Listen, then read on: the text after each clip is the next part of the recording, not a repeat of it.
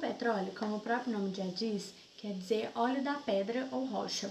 Mas como ele surgiu? Bom, existem inúmeras hipóteses sobre como surgiu o petróleo, mas a mais aceita é que ele surgiu através de restos orgânicos e vegetais depositados no fundo de lagos e mares que sofreram transformações químicas durante milhares de anos, sob uma pressão das camadas de sedimentos, que foram se depositando e formando rochas sedimentares. Essa hipótese leva em conta que, com o aumento da temperatura, as moléculas de querogênio começariam a ser quebradas, gerando compostos orgânicos, líquidos e gasosos num processo denominado catagênese. Para se ter uma acumulação do petróleo, seria necessário que, após o processo de geração e expulsão, ocorresse uma migração do óleo ou gás através das camadas de rochas adjacentes e porosas, até encontrar uma rocha selante e uma estrutura geológica que detenha seu caminho, sobre a qual ocorrerá a acumulação do óleo ou do gás, uma rocha chamada rocha reservatório. A maioria dos geólogos e geoquímicos eles aceitam essa hipótese, porém existem outras, como por exemplo, uma que foi proposta no século XIX, que dizia que o petróleo tinha sua origem inorgânica, a partir dos depósitos de carbono que possivelmente foram formados com a formação da Terra. Resumindo, existem muitas teorias sobre o surgimento do petróleo, porém a mais aceita é que surgiu através dos restos orgânicos de animais e vegetais depositados no fundo de lagos e mares e que sofreram transformações químicas durante os milhões de anos. Meu nome é Giovana e eu vou estar explicando agora como é que funciona a extração do petróleo. Petróleo são combustíveis fósseis formados pela decomposições de plâncton, que são algas, animais ou vegetais marinhos, que ocorridos há milhares de anos.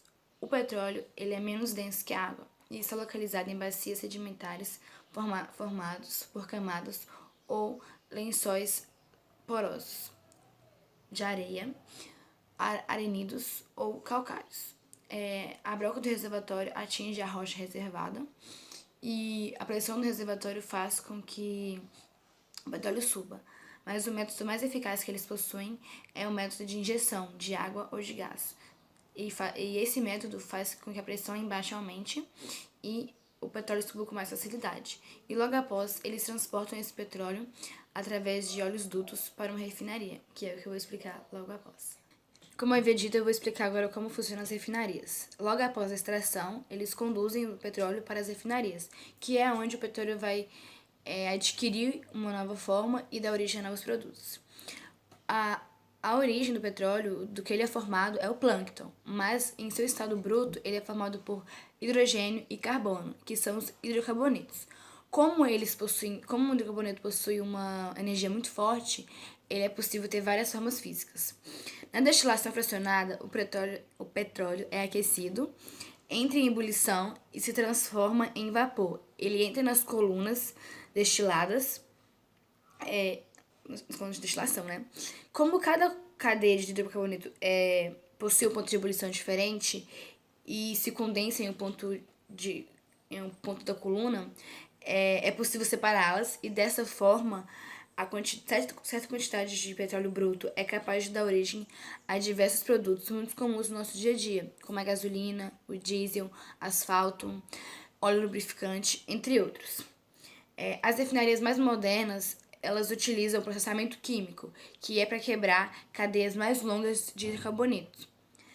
E esse processamento chama craqueamento, que sim é possível transformar o diesel em gasolina. E depois disso, as frações são tratadas e combinadas para formar as substâncias desejadas. Dessas misturas saem bastantes produtos, como plástico, combustível de avião, entre outros. E logo após esse processamento, eles enviam esse petróleo tratado diretamente para os aeroportos, postos de gasolina ou empresas que adquirem esse produto. E além das refinarias tratar o petróleo, elas têm que se preocupar com os dejetos para diminuir a poluição da água e do ar. Bom, eu vou falar sobre o craqueamento do petróleo. Bom, como o petróleo ele é constituído por uma mistura muito complexa de hidrocarbonetos, ele passa por um processo de refinamento onde se consegue algumas frações do petróleo. Ou seja, alguns grupos de misturas que contêm menos compostos e que têm massa molar semelhante entre elas. Bom, a principal diferença entre essas frações está na quantidade de átomos que elas têm, átomos de carbono. Quanto maior for esse número, mais pesada é a fração. Por exemplo, a fração mais leve, que é o gás natural, ele é composto basicamente por metano e tem somente uma molécula de carbono. Já a gasolina, já que ela é líquida, ela possui de 6 a 10 moléculas de carbono. O óleo diesel possui de 15 a 18 carbonos e a parafina possui sólidos de massa molecular elevados como C36H74. Vista essa diferença no tamanho das moléculas, surgiu o processo químico que vem de algumas frações do petróleo, chamado de craqueamento, que ele é conhecido também como cracking. A palavra craqueamento ela vem do inglês crack, que significa quebrar. E é exatamente isso que é feito nesse processo. Ocorre uma quebra de moléculas longas de hidrocarbonetos de elevada massa para a formação de outras com massas menores, como os alcanos, alcenos e inclusive carbono e hidrogênio. Por exemplo, a fração de querosene ela é formada por moléculas de 10 a 16 átomos de carbono, como o C2H26. E essa molécula longa pode passar pelo craqueamento de refinarias de petróleo e pode ser transformada em moléculas menores, como o C8H18, que compõem a gasolina. Esse processo ele é muito importante, pois ele permite que frações do petróleo que são vendidas por valores menores, transformem-se em valor comercial. A gasolina atualmente é a fração mais importante retirada do petróleo, só que no processo de refinamento ela é obtida numa quantidade muito baixa, cerca de 7 a 15% de gasolina em relação à demanda atual, quanto as pessoas necessitam de gasolina. E esse problema pode ser facilmente resolvido utilizando o craqueamento, que ele pode aumentar a quantidade e a qualidade de gasolina produzida. Ajuda a aumentar em torno de 20 a 50% a quantidade de gasolina produzida por um barril de petróleo. O craqueamento ele é realizado nas colunas de fracionamento das refinarias de petróleo e existem dois tipos de craqueamentos, o térmico e o catalítico. O craqueamento térmico é realizado com temperaturas de pressão elevada que rompem as moléculas mais pesadas.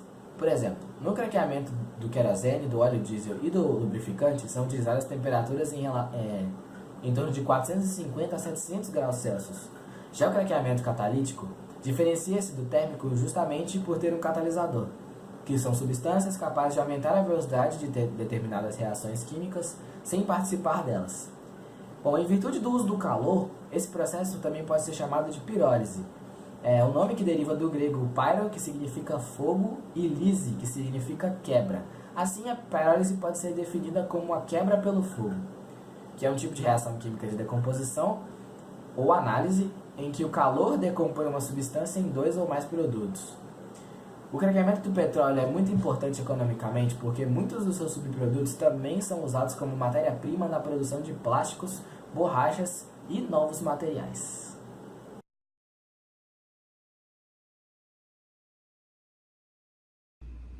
Na indústria petrolífera, ocorrem os processos globais de extração, refino, transporte e comercialização dos produtos derivados do petróleo, que são eles divididos em 3 áreas de atuação. Primeira área de atuação sendo o upstream, que ocorre a exploração, o desenvolvimento e a produção do petróleo. O downstream, que ocorre o refino, a comercialização e o marketing. E a última, o midstream, que é o transporte. O transporte ele é dividido em oleodutos, gasodutos, navios, barcaças, ferroviários e rodoviários. O refino é uma atividade onde eles pegam o petróleo bruto e dividem ele em subprodutos, que são eles gasolina, diesel, GHP, entre outros produtos. Nos dias atuais, são produzidos cerca de 1 milhão de barris diariamente, ou seja, tendo um crescimento de 24 vezes. Bacia de Santos. A Bacia de Santos produz cerca de 25 mil barris diariamente. Dos 10 postos com maior produção no Brasil, 9 se encontram nessa região. O Campo Lula produz 35 mil barris diariamente. O Campo Mero é conhecido por obter as maiores e mais promissas produções de gás e óleo. A formação do pré-sal veio de uma sequência de rochas sedimentares formadas há mais de 100 milhões de anos, criado pela separação dos continentes conhecidos hoje como americano e o africano. As depressões formadas entre os dois continentes acarretaram a depositação de rochas geradoras do petróleo, do pré-sal e muita matéria orgânica. Com o distanciamento entre os continentes americano e africano, as matérias orgânicas foram então se depositando nas depressões desse afastamento e logo após cobertas pela água do Oceano Atlântico. Dava-se início ali a formação de uma camada de sal que atualmente possui 2 metros de espessura. Essa camada de sal depositou-se sobre a matéria orgânica, acumulada, retendo-a por milhões de anos até que processos termoquímicos transformaram essa camada orgânica em hidrocarbonetos, sendo o petróleo e o gás natural. Com as inovações tecnológicas, o custo de extração do petróleo e do pré-sal tem sido reduzido gradativamente no decorrer dos anos. Como, por exemplo, no ano de 2014, que a unidade do barril custava cerca de R$ 33,72 e que no ano seguinte, 2015, custava cerca de R$ 30,76 e que no primeiro trimestre do ano de 2016 o seu valor estava inferior a R$ 29,64.